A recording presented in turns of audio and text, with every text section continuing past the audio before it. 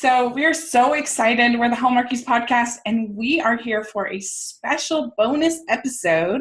This is going to be so fun. We have a Hallmark writer, Hallmark movie writer. Nina Weinman is here with us, and we are here to get the inside scoop on all things Hallmark movies and writing. And Amber's here, and I'm Rachel, and we're really excited. Thanks for having me. It's exciting that, nobody ever cares about the writers. So I'm like, yay, somebody wants to talk to me. I'm happy to talk about it. I wanted to if you want to give us just a little introduction to you and how you got started writing. And Sure. Well, I started off when I first came to LA. I thought I was going to be an actress. I always did a lot of theater, and I love all things Broadway. I'm like a big, huge Broadway nerd, and so I'll go to New York and I'll see 5 shows in 4 days, like as much as I can. So I thought at one point I was going to be an actress, and it just wasn't happening for me at all. It's like I was a really strange type, that I wasn't pretty enough to be the leading lady, but I wasn't character enough to be like the crazy neighbor or anything. So it wasn't happening. I wrote a play so that I would have something to act in. And I was a journalism major in college, and I wrote this play, and afterwards everybody was like, you're writing so good. And nobody said a word about my acting. I was like, maybe this is the path. Cause I always wanted to do both, but it wasn't happening. And I always did a lot of improv and stuff. And I still, I enjoy that, but this is really like watching my words come to life and seeing I remember the first time I was on set was my first movie was Backyard Wedding. And I was like crazy pregnant. My daughter was born 9 days later. I was like, please do not let me give birth on this set and like ruin the shot, like going to labor while they're trying to shoot this.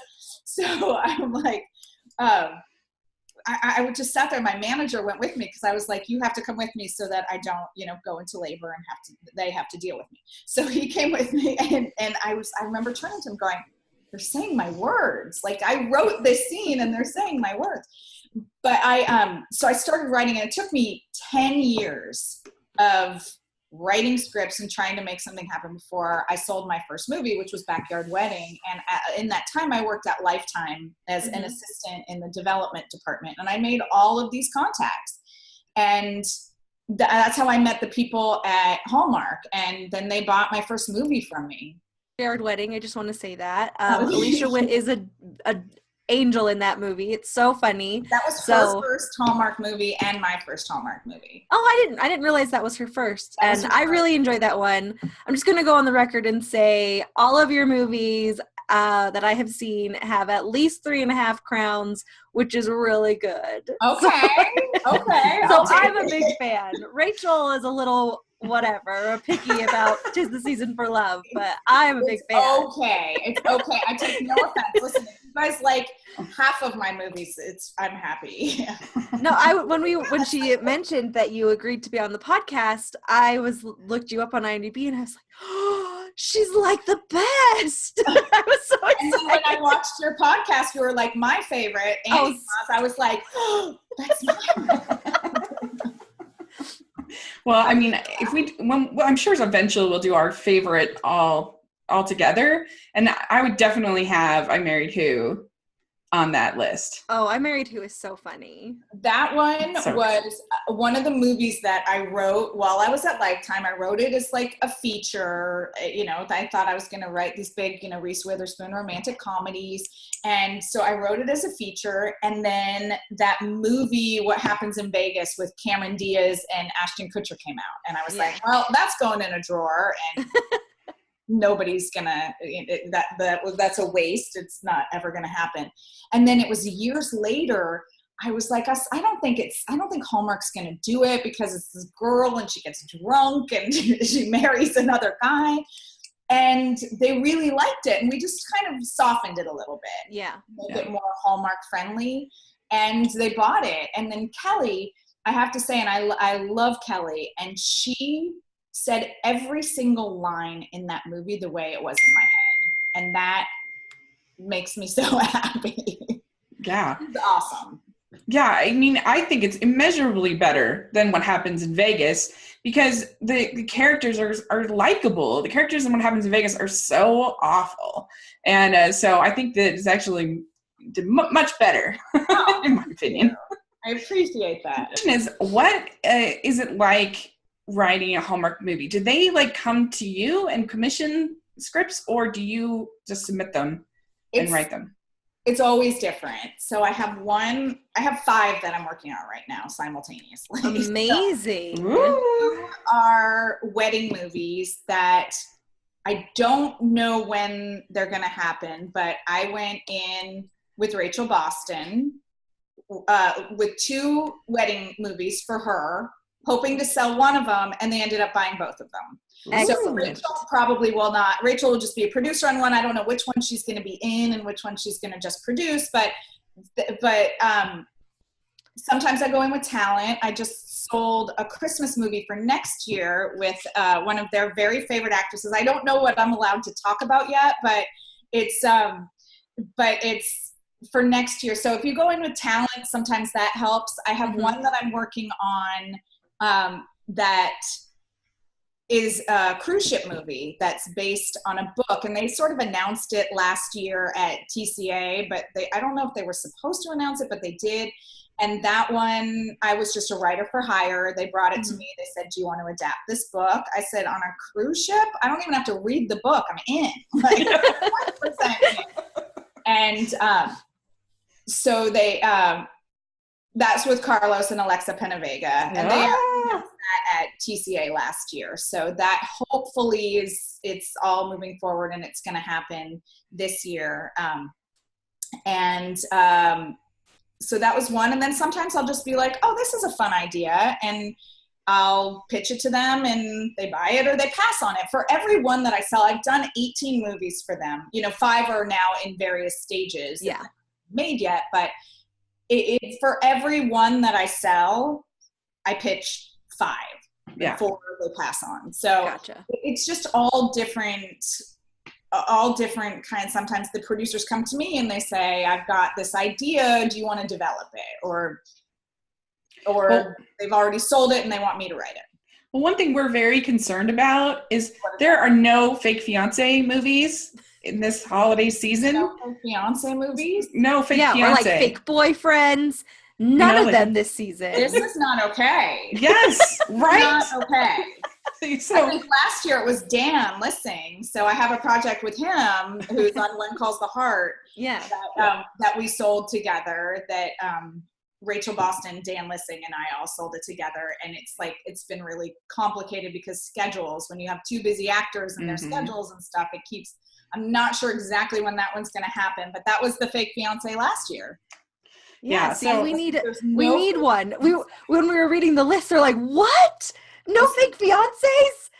That's a staple of Hallmark movies. I know, and it's not Christmas without my fake fiance. I even have an idea that it's not a fake fiance; it's a fake boyfriend at Christmas. But I'm like, I need to get this in there next year now. Yeah, but there was a shortage. This is not okay. Just lying to your family at Christmas is essential for the holiday season. I mean, what says Christmas more than that? Yeah, right? So, there's so much. I can't believe that there isn't one. There's like 33 Christmas movies this year. Yeah. They just keep announcing new ones, just like they're like, haha, surprise, there's another one all the time. So much, and they're doing so much that they literally are just finishing some of them now. Like they're just filming and they're in post, and it's like it airs like we finish on Monday and it airs on Friday. I mean, they have it down to a science now that they're able to do it so quickly. Ours shot in the summer. Yeah, preview show is very difficult. Yeah, that's why some of them are like, oh, there's going to be one that's about this. On to the next. This is not shot yet. It's not cast yet. I just can't even imagine the board at Hallmark Corporate where they're like, this movie, wait, what is it? It's got a new name now. What is it? What is it airing? And what channel? All sound alike. They all have our movie is Coming Home for Christmas, and then the Movies and Mysteries movie is Christmas Homecoming. Yeah. Very not to be confused with Home for Christmas Day. Yeah. They're starting to sound alike. I think we got to get in some, like, they have things like the mistletoe promise. That one sounds a little bit different. Like, not everything has to say Christmas, I guess. Well, and that one was fun because it really, like, it embraced a lot of tropes, but then it also kind of subverted them, I thought, in a fun way. Promise? Yeah. The mistletoe promise, yeah.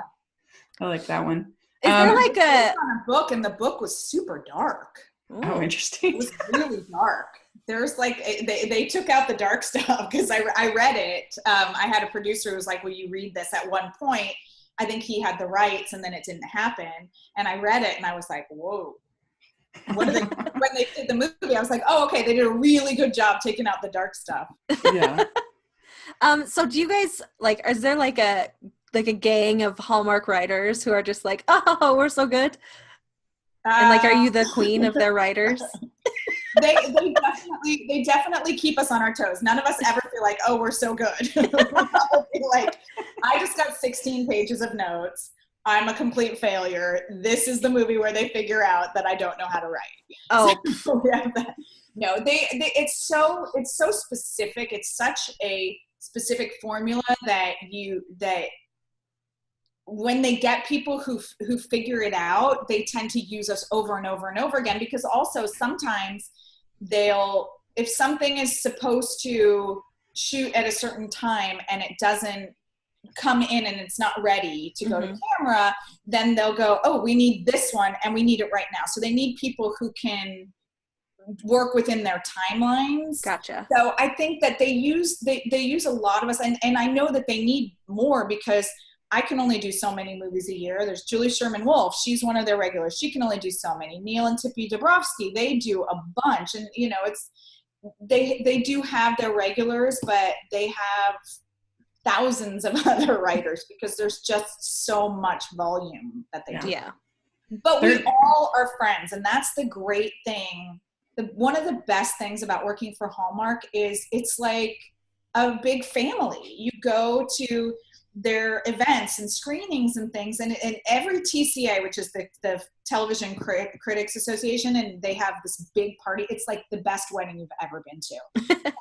every year it's better than the last, and you see like all your friends, or you see somebody and you go, oh, why haven't we worked together? We got to work together and stuff. It's just a really big family, and they treat us really well.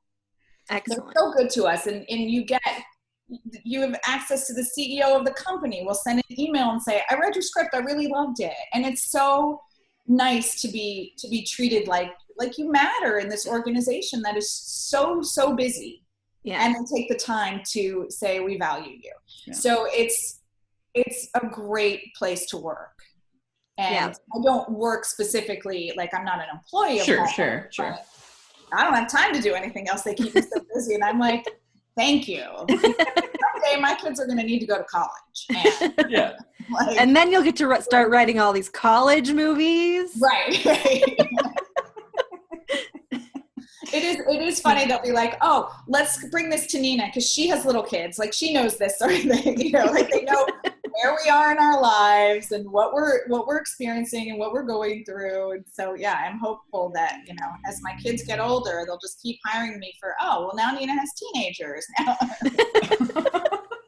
But they're great to us. It's such a great family. That's really cool. Tell us a little bit about Coming Home for Christmas. That airs tomorrow on Hallmark Channel. Tweeting together, me and Danica and Neil Bledsoe, who is our lead. This is his first Hallmark movie. He's so dreamy. I don't know if you guys know who he is, but we've really come around on him since we've seen the previews. But the poster they have of him does not do him justice. Which is the poster? Just the two of them standing there? Yeah. He's like making a weird face in it. I was like, who's this guy? I don't even think it looks like him that much. Yeah, no. Very, it's so this is based on a book by this author named Jenny Hale, who is wonderful, and she's got 7 or 8 books. I've just pitched a couple more of her books because she's just so on brand for Hallmark. What she does is what we do. And I read this book, and the producers, Jonathan Axelrod and Alan Ett, were saying they wanted to do a Christmas movie with me. Let's find. So I just did some searching and I found this book and I was like, this is Sabrina. I don't know if you guys remember Sabrina. It was Harrison Ford and Greg Kinnear. And then it was a remake of a Humphrey Bogart movie. Yeah, Audrey Hepburn. And Audrey Hepburn, yes. So I read it and I was like, this is 2017 Sabrina, basically. And I loved it. And I pitched it to them. They had the rights locked down the next day. And then we pitched it to Hallmark and they bought it. So Danica came on a little bit later, but this is basically, it's a story of this girl named Lizzie who becomes the house manager for this grand estate in the Virginia countryside. And she is hired to prep the estate for sale and to throw one last Marley family Christmas Eve gala, which is legendary in this area. They're right outside of Washington, D.C., and all of the major players always come to the Marley family Christmas Eve gala. It's a huge deal. So she's going to get ready to sell the house and do the last one. So there's the grandmother who does not want to sell, and then there's the fun-loving party brother played by Andrew Francis. And then Andrew Francis is in it? He's our fave. We love him. That's I think he is literally Rachel's favorite Hallmark person. Is he really? We call him. Oh my gosh, he's the best. Okay, I'm going to tell him to watch this, and then I'm going to tell him that he has to come on and talk to you guys. Oh my gosh. Rachel would die. Rachel. He's awesome. He's awesome. I worked with him once before in 'Tis the Season for Love. He was in that. And he called me. He heard about this. He read the script and he wanted this part. And I was like, you'll be so perfect for it. So he's adorable in it. He's so good. And he's perfect as the fun-loving party brother.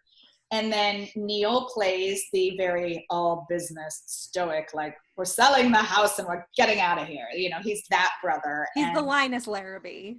He is the Linus and Andrew's the David. So so then Danica comes in and both brothers are like, well, hello.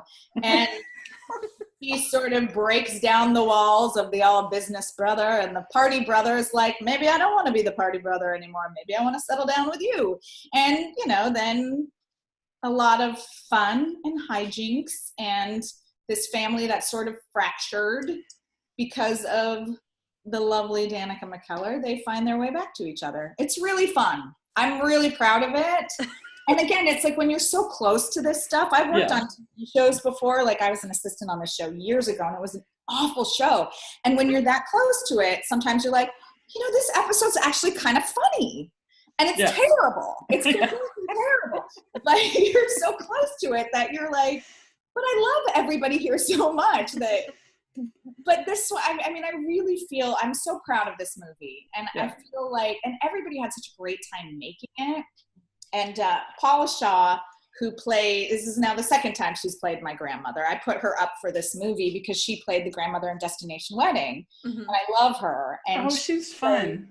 She plays Pippa, the grandmother in this, who's like the society matron who's like, won't let anybody in. And naturally. Her name's Pippa because she couldn't have it in any other name. Really? So it's so much fun. I really like it. So we're going to be together, live tweeting tomorrow. Danica, Neil, me, Rebecca Staub, who plays Danica's mom in the movie, and Danica's mom is making us a Yule log, which kind of plays a part. Do you know what a Yule log is? Yeah, it looks like a Swiss roll, but not like a log, but it's chocolate and it's like rolled up, and it's. So and it's so funny. This is kind of a funny story because I needed more Christmas. They're like, just throw in more Christmas wherever you can. So I'm Googling like, what's a traditional Christmas dessert? I'm Jewish. I don't know this stuff. What's a traditional Christmas dessert? You need to make a Hanukkah movie. I mean, one of my favorites is Hitched for the Holidays, and that has Hanukkah in it. Movie? Okay. I'm just saying, they've done it before. We need some We need a little more diversity here. Yeah, diversity is not Hallmark's strength, and we'd like them to work on that. Yeah. Plus, like, you know, there's all of these Christmas tropes that we've done a million times, but like slap it in a Hanukkah movie, it's brand new. Right? Yeah. Mix it up. I believe in the all the Christmas movies, and I didn't get Christmas as a kid, so I feel like I appreciate it so much. But I don't know Christmas. I don't know the traditional Christmas desserts. But now my husband is not Jewish, so now I do get Christmas, and now my kids get both because we celebrate everything. Nice. So I was looking up like what's a traditional Christmas dessert, and I was like, oh, that Yule log. I've seen that before. That's kind of cool. So I put that in, and then Jenny Hale, the author, read the script, and she's like, what's a Yule log? We don't have Yule logs around here. Like, that's not something people eat in Virginia. And I was like, it's okay. It doesn't have to be totally authentic. It's fine. So then Danica's cast later. She was like, well, maybe you can do like this or that. She had some other dessert suggestions. Mm-hmm. So then Danica was cast, and Danica's family, her tradition is her mother makes a Yule log every year for Christmas. That's like a really big deal to them. Yeah. And she was on Home and Family. Yeah, I was just going to say that. Yesterday making a Yule log. This is totally, I mean, it was all such kismet how everything came out on this movie, but she's making a Yule log, and she's going to bring it tomorrow night to our little tweeting party. So we're going to have a Yule log. But it was so bizarre because a Yule log is a thing, I guess, but it's like a huge thing in Danica's family. Yeah, they're definitely a thing, and they're definitely delicious. I'm excited to try it. This Jew wants to try a Yule log. I mean, it's cake, whipped cream, frosting. How can you go wrong with that, right? I mean, sometimes I guess you go wrong by, like, it doesn't roll perfectly, so it splits, but it will still taste delicious. Yeah. And my husband's family always makes pumpkin roll, which is kind of similar, except it's, pumpkin flavored cake. And I love that. So I'm really excited for this Yule log. Yeah. I'm excited for you. Right now in Canada, so he can't be there. And our producers are also up doing another movie, so they can't. And was this one filmed in Canada? Mm-hmm, Vancouver. That's actually outside of Vancouver. Yeah. It's about an hour outside. Like 80% are filmed in Vancouver, right? A lot. They just started doing some in Utah. Yeah. I mean, every once in a while you see, like, once a year there's one, and you go, oh. They actually were filming one with Bobby Campo just like a block away from my office. I was very excited. Do you know which one? Was it a Christmas movie? Yeah, it was Christmas called Shop, Sharing right? Christmas, and then I think now it's the Christmas Shop, and it might change its name again before it actually gets a poster, but right. But I was like a weird, creepy paparazzi person. I was just like watching out the window, and like I kept driving by. It's okay. It doesn't come to Utah often. You guys are so devoted to Hallmark. We really are. If they had a Hallmark convention in Utah, it would sell out. If I do a movie in Utah, you guys can come visit the set. Okay, make it happen. I haven't done one yet, but most of mine have been Vancouver. Yeah, almost all of them. Yeah. Oh. Well, say hi to everybody for us and tell them. I will. We love them. And I'm gonna say right now, your description of the movie makes me excited for the movie. Yeah. I don't know who writes the little blurb. More so than what you saw on the official press release or whatever it was. Yeah, the press release is sometimes the person you can tell is sort of like, I don't know, it's got Danica McKellar in it. Yes. I think that's kind of what that's kind of what makes people come sometimes. That it's just okay, it's Danica. Yeah. Lacey, or it's Lacey's movie last weekend did really crazy high numbers. So we have big shoes to fill this weekend. We need lots of people to watch. Oh, we'll get the word out. Get the word out. Okay. I'll to my mom, who's our fan. She'll know. My mom is also my biggest fan. Yes. Everybody appreciated my work the way that my parents do. Talk about how sometimes you go in with talent already to go pitch the movies, but when you're writing them, even if you don't have the talent attached to the project, do you sometimes think like, oh, you know what, this person would be so great in your mind when you're doing it? Sometimes Sometimes it depends. It's usually more of like the dad character, or like I will always see like the more character-y parts. Yeah. I usually will picture, like in writing Coming Home for Christmas, I was like, this is Paula, this is Paula, this is Paula. And I wrote so many drafts of the Daniel Lissing movie over the past like however many months, because it kept changing seasons. So because of scheduling stuff, and I wrote so many drafts that I found that as I was doing it, I have to do it in his accent.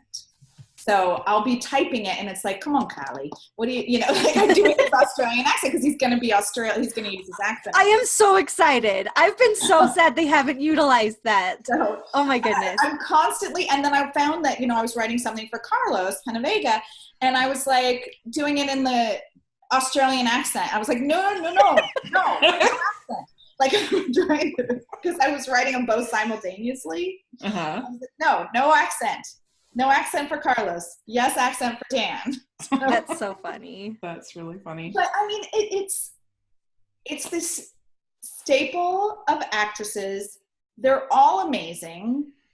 They all could do it. And then once you bring them on, it's going to change a little bit to sort of incorporate their individual strengths. Yeah.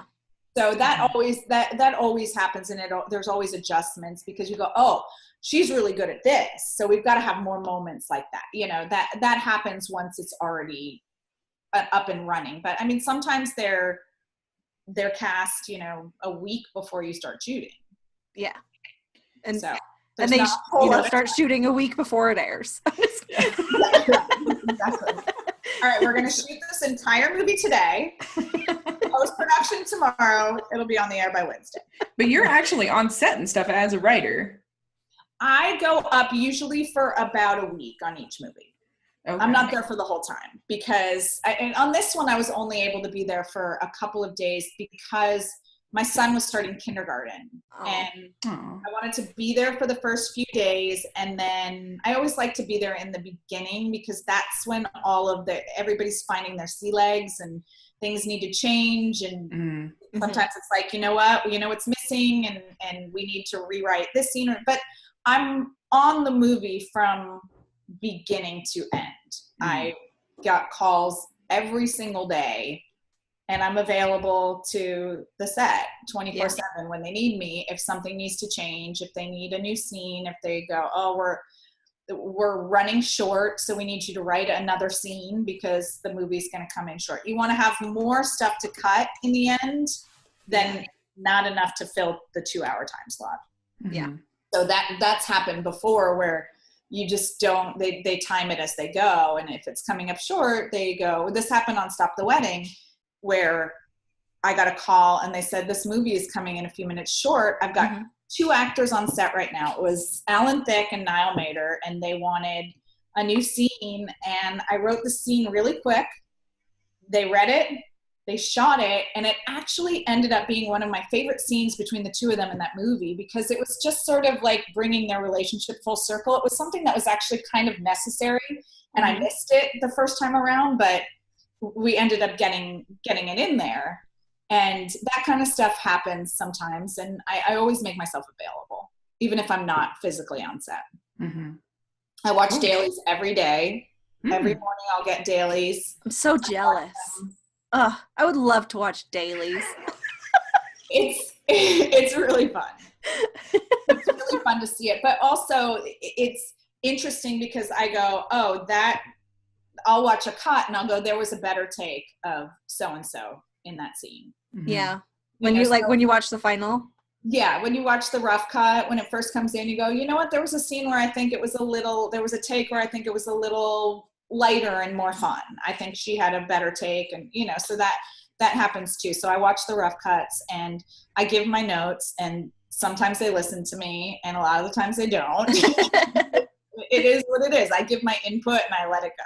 Yeah, that's really cool. I didn't imagine that the writers were so involved. That's really interesting. Yeah, I like to be involved. Yeah, cool. And it's one of those things where a lot of the time it's my vision. If it's not based on a book or pre-existing material, it's my vision. And I have to then handed over to the director, and it's his vision now, or her vision now. And collectively, in the end, it's probably a combination of both of us. But it's, unless I'm the person who's physically behind the camera and I do not have the attention to detail to be a director, then you have to give it over to somebody else and put it in their hands and be able to let go of it. And it never ends up being exactly what you imagine, and a lot of time it's even better. Yeah. So I want to ask you about a couple of your films real quick before we so one I'm curious about is Lucky in Love. Was that a hard one to write? I mean, to do like an April Fool's kind of that one I wrote with a partner.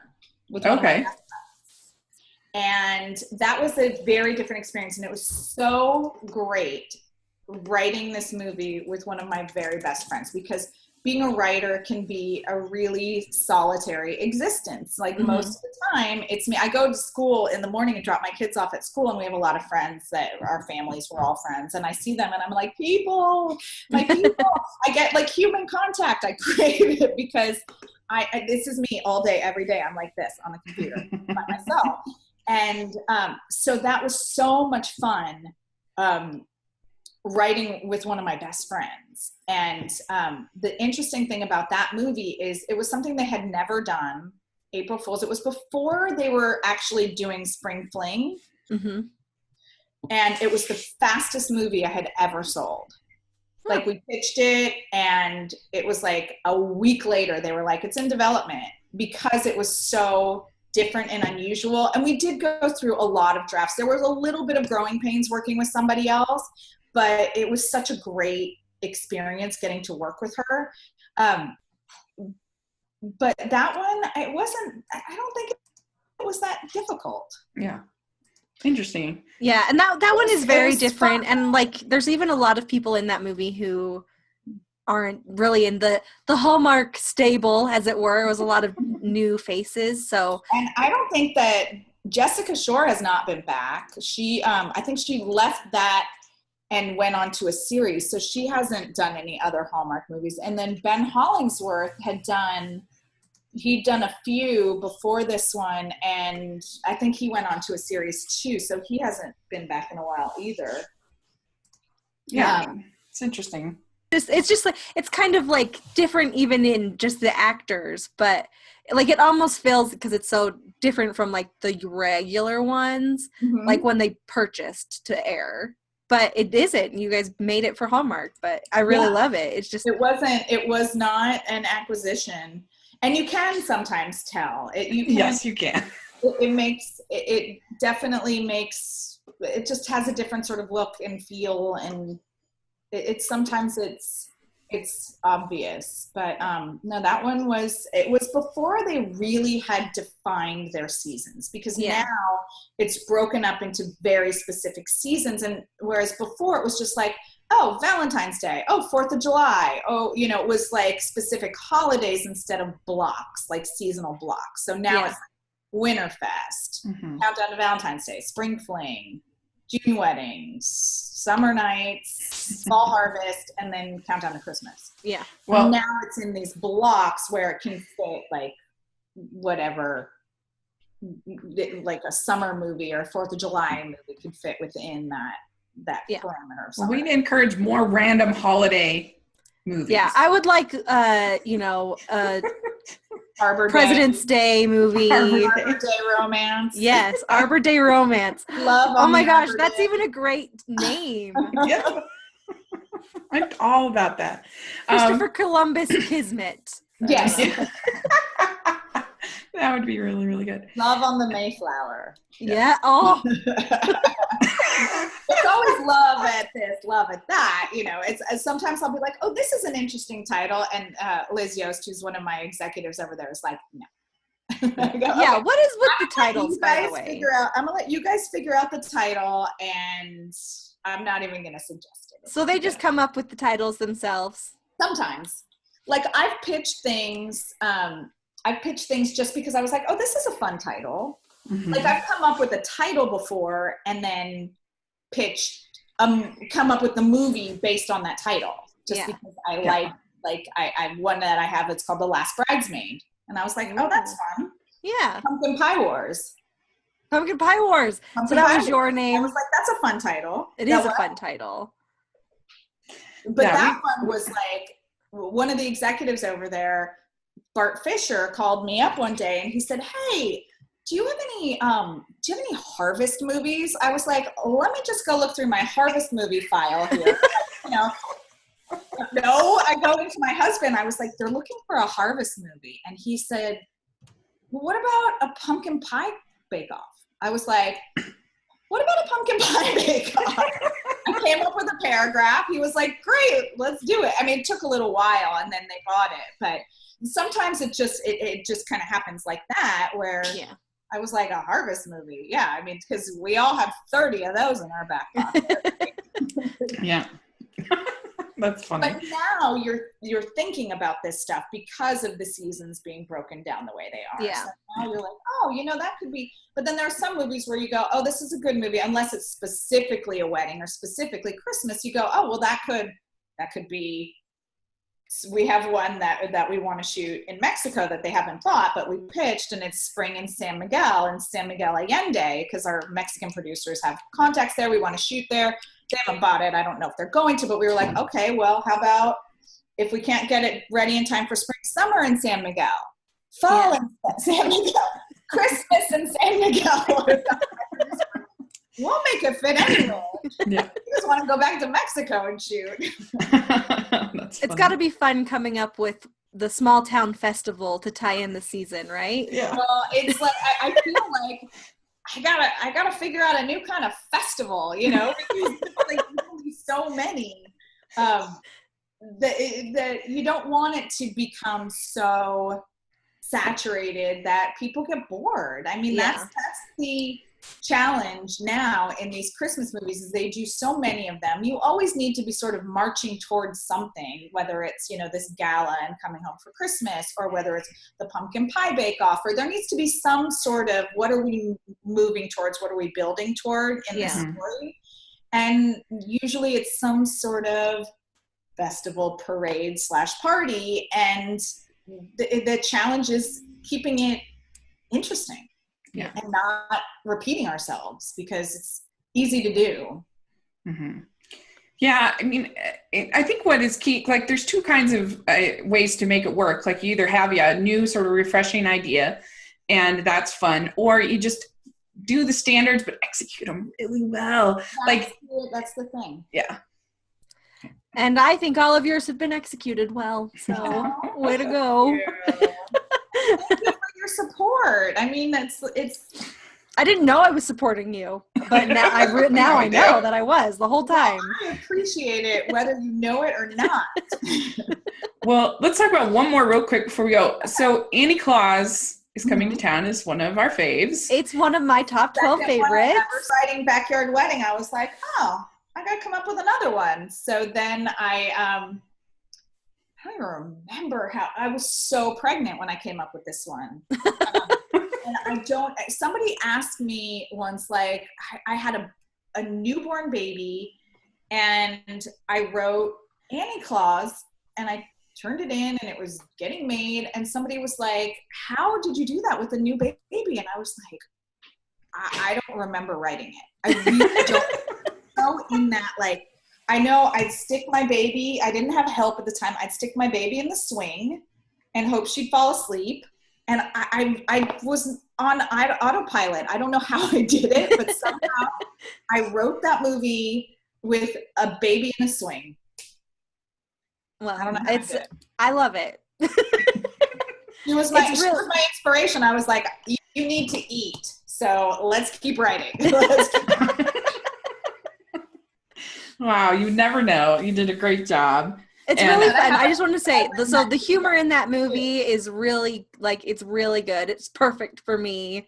And the humor, all of the, like, little bits of humor and heart in it. And I just love it. It's one of my favorites of all time. Oh, thanks. Yeah. It was a fun one. It was a really fun one. And that one actually, I have some pictures that was when they used to do Hallmark movies in early on in the Hallmark like original movie time, everything was done through, they had a deal that all their movies were done through this producer named Larry Levinson. Yeah. And he has a studio in Simi Valley, which is like, I don't know, an hour outside of LA or less than an hour outside of LA. So he has sound stages and a back lot and all of this stuff. So it was actually fun that it was here and you could go, and I Married Who, Annie Claus, and Backyard Wedding, I went to location, but those 3 all shot here in LA. Oh. Which was really fun to get to go. I was like too pregnant to go to most of them. But that Annie Claus was one that they built this little like Santa's workshop. And so my husband and I went to visit the set one day, and they were just building this Santa's workshop. And I was like, this is so cool. They're like building this set based on something that I created. That was just so overwhelming and awesome to see that. It's amazing. I'm so jealous. Aww. I mean, listen, it's also, that's like the fun part of like going to the set and doing all of that, but it's hard work. Sure, too. yeah. It really, listen, I say that and I go, is it hard? I'm not digging ditches in 100-degree weather. I know how lucky I am that this is what I get to do for a living, and I'm thankful every day that this is what I get to do for a living. These are so polarized in the world, and there's so much just fighting happening. There's so much there's no harmony in the world right now. It feels like everybody's at odds. And so this is, I think, and there have been articles about it too, one of the reasons why Hallmark is resonating when other networks are really struggling to try and find an audience. Hallmark is growing and growing and growing because people just want to feel good. Yeah. And that's what this does. Yeah. And the fact is that Hollywood is not making these kind of movies. I mean, they had, I was hopeful with Home Again that would be a sort of a return to that kind of romantic comedy genre, but it really wasn't. Yeah. It wasn't a romance. I was so disappointed. And so it's just so refreshing for people that like romances like us to have Hallmark Channel, because there's really nowhere else that you can get old-fashioned, fun, romantic movies. I mean, listen, the way to make me happy, cute boys and show tunes. That's all I need, and I'm happy. I mean, my family too, my kids. It's kind of funny because the more I've been thinking about it, getting deeper into, the world of Hallmark than just the surface level, now I'm like really entrenched. It's interesting to me that I'm seeing a lot of parallels between like old classic golden era Hollywood and the way that Hallmark Channel is being done now. Yeah. So, I mean, they just need to get into making musicals and that'll be it. Oh my gosh. If there was a Hallmark musical, that would be like the best day of my life. I know. I really want them to do one. I've brought it up before. We'll see. They'll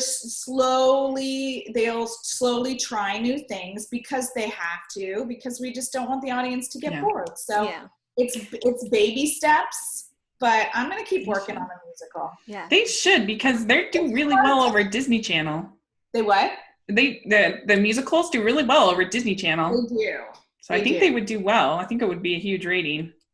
Yeah, it just it's hard to execute. It has to be done right, and it's one of those things where I will not stop trying. Yes. And now we know we have an advocate. I would love to do one. I think it would be really fun. The other thing, I would love if they did one with a plus size lead. That would make me really happy. Yeah. Too. I think that would be really refreshing. I just want a plus size best friend who has a romance like B plot line. Yeah. That would be cool too. I'm not too picky. I don't need a lead. Being sensitive to that, because they have been hearing that people want more diversity on every level on the network. So I know that that's something that they are taking into consideration, and they are trying to be representative of what the world looks like. Yeah. In every capacity. So that's something that they've talked about I know at the last TCA, they were saying that they're really trying to be more sensitive to that. Yeah, and you do see that in a lot of the more recent releases, that there's, you know, been a push for more inclusivity. Mm-hmm. And I really love it. Like The Sweetest Christmas, oh my gosh, I forgot his name. You know I love him. What's his name? Jonathan Adams. Jonathan Adams was the best part of the whole movie. The guy, yeah. Yeah. And if they didn't have him in that movie, I would have been like, not as good. But he was in that movie, and he made that movie for me. Brought some much needed like diversity. He has great energy. It's fun to see that. And even in like the secondary roles, just having some people that everybody gets to know that you see in these Hallmark movies. I would be so excited. Process. Yeah, I would be Andrew Francis, because you know, the guy that doesn't get the girl in this movie. Oh, you guys are gonna know. It's okay, but it's very obvious by the poster who she ends up with. Sure. So yeah, it's not a big mystery. And there's like the press pictures are of like them kissing. I go, maybe let's just hold that back a little bit. But I said to Andrew, you know, your next movie, you're going to be the guy that gets the girl. It's like, you have to play the guy that doesn't, you know, I think that he is. I think that he's built to that point now, you know. It's like you have to build to it. Yeah. And people are ready to see you get the girl. Yeah, I'm ready. We're ready. But I also really love when he's the bad guy. As we get off. I would be so excited if Brooke Elliott from Drop Dead Diva, she's one of my favorites, if she was the lead in a Hallmark movie. I think she would be really fun because she's plus size and super cute. I'll bring up that name. I don't think she's on a series right now. I mean, sometimes it's about availability and all that, because if somebody's on a series, they're just not available to shoot a movie. But sometimes in between seasons, a Hallmark movie shoots in about a month. It's about a month time commitment on set for an actor. So for number one, for the star, it's about a month. For the and number two is usually the same. But that's a name I can definitely throw in the mix. Yeah, because it's not on the series anymore because it's done. Yeah, but she could be doing other things, Rachel. No, I'm sure she is. But anyway, I would be super pumped. But just that kind of thing, I think would be really fun. So, well, you are a delight, and you can come on our show literally anytime you want. Just let us know. Like if you just want to be the third person on the podcast. Pretty much. You guys will live tweet with us tomorrow. We'll all be doing it together. So we for sure will. At 5:00. Some crowns and not it will get crowns. I mean, there's kind of like a secret thing that like if you put Andrew Francis, you're guaranteed at least 3 crowns. Yeah. Okay. That's although engaging Father Christmas. So you guys didn't even know that he was in it. I know, he was a secret prize. He's in one of the promos, but there's a short promo and a long promo. He's in the long promo, but he's not on the short promo. Oh, so see, I didn't even see him. Now I'm so excited. Be on the poster, so there's some mystery. Yeah, couldn't he just be like in the poster, like poking out from behind like a banister or something? Brother, and they're both on either side of her, and she's like, which one? I don't know. Awesome. Well, where can people reach you if they want to follow you on social media? My Twitter is I think I am NIBEWE. I think that's I can check real quick. NIBEWE, which is like, I tried to get my initials. It was taken. So I did the first 2 letters of Nina Beth Weinman. And everybody's always like, what does that mean? Nibue. It's the first 2 letters of my name, of each of my 3 names. Yeah, you should make up something. Nibue Swa. Because we're going to be recording a preview of the Lifetime movies and other non-Hallmark movies, and so we'll have that up pretty soon. And also we'll have our normal weekly episode on Wednesday, and so look forward to that, where we'll be talking about Coming Home for Christmas. raving about it, we should say. And then crossing my fingers, hoping for a good review. Hoping for the Rachel and Amber seal of approval. The pressure is on, but no, we have Christmas Homecoming this weekend as well, which is just kind of funny. They put both of the home ones on the same day. And it's actually written by a good friend of mine, Donald Martin, who wrote that. Both of us, we wrote Operation Christmas. Okay. Kind of not really together. I wrote the romantic comedy version, and then he turned it into a drama when they decided it wasn't working as a romantic comedy. So, but we become really good friends, and we're like, oh, we're on the same night. Well, that's why you have 2 channels, so you can just watch them both. Yes. But that one looks really fun. We love Julie Benz, so we're excited about that. It's really good. Yeah. And Donald's such a good writer that I'm sure it's going to be such a good movie. Yeah, it looks really, really good. And so anyway, we have a fun weekend of entertainment. I mean, 4 movies, they're like producing as many movies as like Hollywood is. Like, I don't know if there were 4 new mainstream Hollywood movies out this weekend either. Well, not even from the same production company. Like, right. That's crazy. Yeah. So anyway, so yeah, we look forward to all of that. And you can, so follow us on Hallmarkies Pod, please, on Instagram and Twitter. And we are on iTunes. And so yeah, just follow us on our various, in YouTube, follow us on our various platforms. And you can find me at Smiling LDS Girl on social media. And my blog is 54 Disney Reviews. I am going to be having my review of The Star, which looks interesting, later on tonight. So that should be fun. And so, Amber, where can people find you? You can just find me on Twitter. I'm at Amber Brainwaves. Awesome. Okay, great. Well, thanks again. We really appreciate it. And thanks for having me. Now that we know that you are open to our suggestions, you'll expect to be hearing from us much more. Okay. You guys can reach out to me anytime. Okay, great. I can't promise they'll listen to me, but I'll throw it out there. That's never stopped us before. Okay. Fair enough. Well, thanks again. All right. Well, we will see you all soon.